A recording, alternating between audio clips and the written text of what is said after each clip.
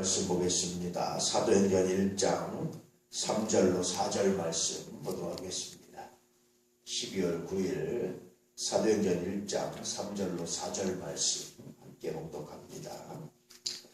그가 고난받으신 후에 또한 그들에게 확실한 많은 증거로 친히 살아계심을 나타내사 40일 동안 그들에게 보이시며 하나님 나라의 일을 말씀하시니라. 사도와 함께 모이사 그들에게 분부하여 이르시되 예루살렘을 떠나지 말고 내게서 들은 바 아버지께서 약속하신 것을 기다리라.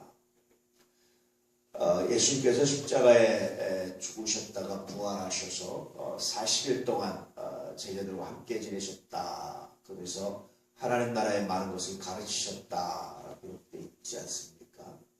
근데 이 40일 동안 무엇을 가르쳤는지 정확히 기록이 안 돼 있어요. 성경 어디에도. 예수님께서 무엇을 가르치셨을까요? 그래서 아마도 공생의 기간 동안에 십자가에 달리시기 전에 가르치셨던 것을 다시 생각나게 하고 기억나게 하는 그런 가르침을 들었을 것이다 라고 이제 많은 사람들이 이야기를 하지요. 어쨌든 예수님께서는 40일 동안 많은 것을 가르치셨습니다. 그리고 사도와 함께 모이사 그들에게 분부하셨다. 마지막 명령을 하시는 거예요. 그래서 그들에게 분부하시고 뭐라고 분부하셨냐면 예루살렘을 떠나지 말라. 첫째는. 두 번째는 내게서 들은 바 아버지의 약속하신 것을 기다리라. 다시 말하면 마가의 다락방의 성령 강림 사건인데요. 성령이 임할 때까지 예루살렘을 떠나지 말고 그곳에서 기도하라고 말씀하십니다. 그래서 이제 열흘 후에 이렇게 부활 승천하신 다음에 열흘 후에 성령 강림 사건이 임하게 됩니다. 열흘이라는 것은 또 다른 이제 완전 숫자, 충만을 의미하거든요. 이스라엘 유대인들에게 있어서. 그래서 열흘 동안 기다렸다라는 것은 기다림이 채워졌다라는 겁니다. 아마도 이 예수님의 승천하신 모습을 본 사람들이 고린도서의 증언에 의하면 500의 형제라고 말하거든요. 그 어린아이들이나 여자들까지 치면 그 당시 더 많았지 않았을까. 보통 1,500만에서 2,000명 정도는 최소한 예수님의 승천하신 모습을 지켜봤고, 그렇다면 그들은 예루살렘을 떠나지 말고 성령 강림을 기다리라는 예수님의 말씀을 들었지 않았을까. 그런데 나중에 50년 마가다락방에서 성령 받은 사람은 120문도라고 말합니다. 120명 정도였어요. 그러니까 아마 이 열흘 동안 기다린다는 것이 그렇게 녹록하진 않았을 겁니다. 기다리는 동안 뭐 집안에 일이 있을 수도 있고, 또 개인적으로 지칠 수도 있고, 더 힘들 수도 있고, 또 그 많은 사람들을 한꺼번에 수용하려면 얼마나 복잡하겠어요. 그 복잡한 게 싫을 수도 있고, 그럴 수 있죠.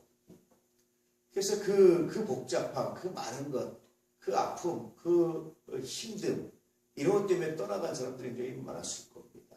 그런데 결국 성령 받은 사람들은 열흘 동안 기다림에서도 채운 사람들이 성령 받았다. 그래서 여러분, 제자의 삶의 첫 번째는 뭐냐면, 신앙의 첫 번째는 뭐냐면 기다림입니다. 기다림이 얼마나 중요한지 몰라요. 기다림은 신앙입니다. 그래서 제가 믿음의 또 다른 얼굴 중에 하나는 뭐라고 했습니까? 그것은 인내, 기다림이라고 했죠. 믿음이 있는 사람은 기다릴 수 있어요. 믿음이 없는 사람은 못 기다리는 겁니다.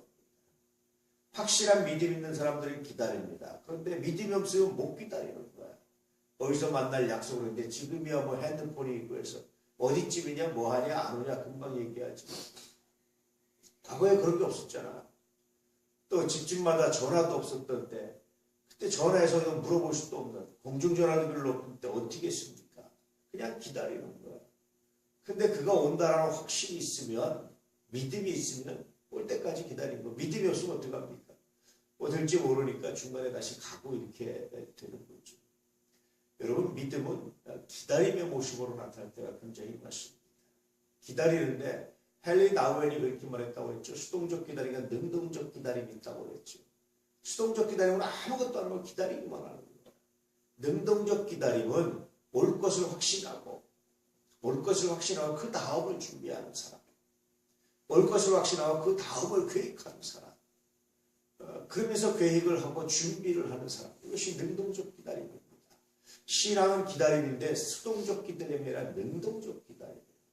우리 주님께서 성령을 부어주시겠다 말씀하시면 성령을 부어줄 줄 믿고 그 다음을 준비하는 사람들, 반드시 이루어질 걸 믿고 그 다음을 준비하는 사람들, 이런 사람들이 능동적 기다림 갖는 사람들입니다. 여러분, 믿음은 기다림이라는 사실을 기억하시고, 오늘 여러분 무엇을 기다리고 있습니까? 그런데 그 기다림을 채우지 못해서 그 믿음의 열매를 맛보지 못한 일들이 얼마나 많은지 몰라요. 성경은요, 늘 이 믿음은 기다림과 연관된 내용들이 얼마나 많은지 몰라요. 믿음은 기다림입니다. 하나님의 응답을 받을 때까지, 하나님께서 역사하실 때까지, 하나님의 손길이 나타날 때까지 믿음은 기다림입니다. 기다리며 능동적 기다림을 갖는 것은 그 기다리면서 뭐 하는 겁니까? 기도하는 겁니다. 뿐만 아니라 그 기도가 이루어질 때를 기대하면서 소망하면서 준비하는 겁니다. 그 다음에 내가 이 기도가 이루어질 때 무엇을 할 수 있을 것인가, 어떻게 할 것인가 준비하는 겁니다. 이런 사람이 능동적 기다림을 갖는 거라. 최근에도 많은 직장인들이 뭐 정규직, 비정규직, 또 명퇴 등등 많은 이야기들을 하잖아요. 그런데요, 이렇게 직장을 은퇴하고 나서 또 제2의 삶을 멋들어지게 살아가는 사람들이 있습니다. 그런 사람들은 어떤 사람들이냐면 직장 생활을 하면서도 그 다음을 준비하고 주경야독하는 거죠. 정말로 자격증을 따고, 그런 사람들 오히려 직장을 그만둔 게 자기 인생이 더 잘 됐다고 생각하는 사람, 오히려 연봉도 더 많아지는 경우들도 훨씬 많습니다. 보면 능동적 기다림이에요. 어떤 사람은 명퇴만 기다리고, 어떤 사람은 끝날 때만 기다리고, 두려움 가운데 기다리고, 어떡하지 하면서 기다리다가 그냥 이렇게 시간이 지나가고, 그래서 명퇴되는데 막상 아무것도 할 일이 없는 상태가 되는 경우들이 굉장히 많습니다. 심지어는 요즘 직장들이 얼마나 야근지요. 얼마나 이런 기업들이 그렇게 야근지, 그렇게 명퇴시켜 놓고요, 그 사람을 다시 보통 받는 월급에 보통 10분의 1 정도 월급을 주고, 연봉 거의 1억 정도 하던 사람들을 월 100만 원 정도 주고 다시 재취업시켜가지고 일을 주면, 그것도 감지덕지에서 일하는 사람들이 많다. 준비 없는 기다림, 수동적 기다림을 했기 때문에 그렇습니다. 능동적 기다림을 갖는 사람, 준비하는 사람입니다. 우리 안의 가족들은 믿음은 기다림이다 확실히 기억하시고, 오늘 주님의 응답을, 주님의 말씀을 주님께서 이루실 때를 기다리십시오. 그런데 그냥 기다리기만 하는 것이 아니라 준비하면서, 내가 이것이 응답됐을 때, 이것이 내가 기다린 것이 이루어질 때 그 다음 무엇을 할 수 있을 것인가 준비하면서 능동적 기다림을 갖는 하나님의 사람들 되시기를 축복합니다. 그럴 때 얼마나 놀라운 은혜와 능력과 은총이 나타나는지, 하나님의 역사와 권능이 나타나는지, 하나님의 말씀이 새롭게 나타나는지를 아시게 될 것이라 확신합니다. 체험하게 될 것이라 확신합니다.